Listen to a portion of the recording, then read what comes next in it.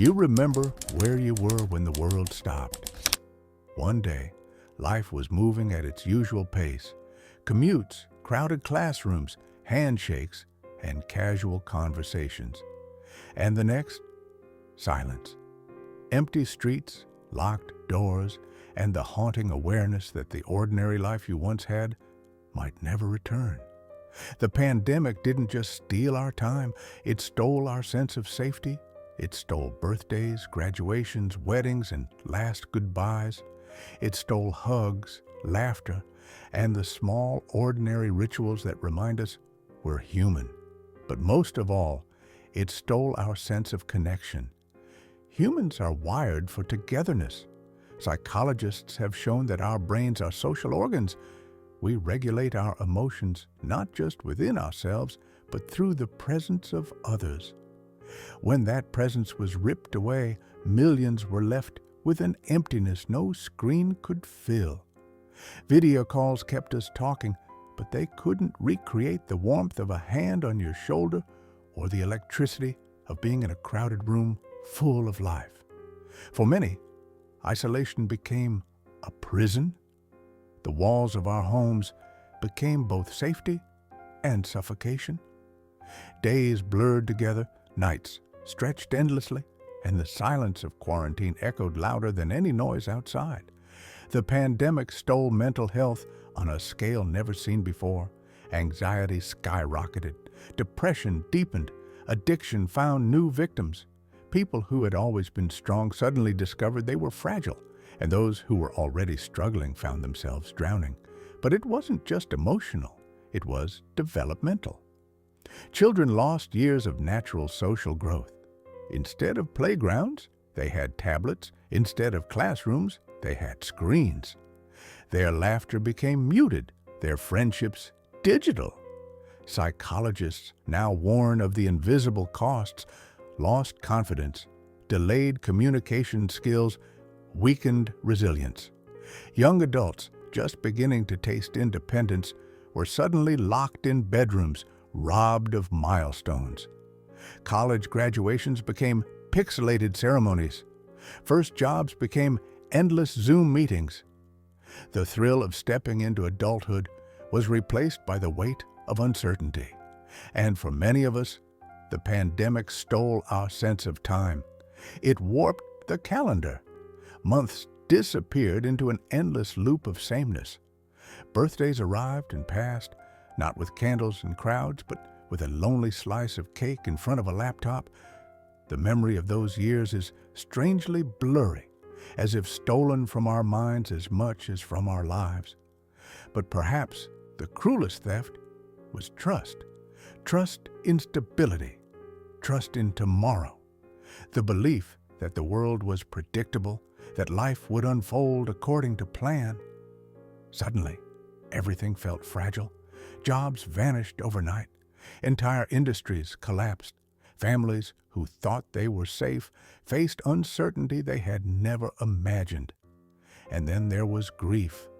So much grief. Not just for the lives lost, though that grief alone could fill oceans, but for the lives unlived. Parents missed the first steps of their children because they were too exhausted or too distracted. Friends lost years of togetherness they can never recover. Couples saw distance grow where closeness once lived. The pandemic stole dreams. Trips planned, businesses started, books to be written, adventures to be taken.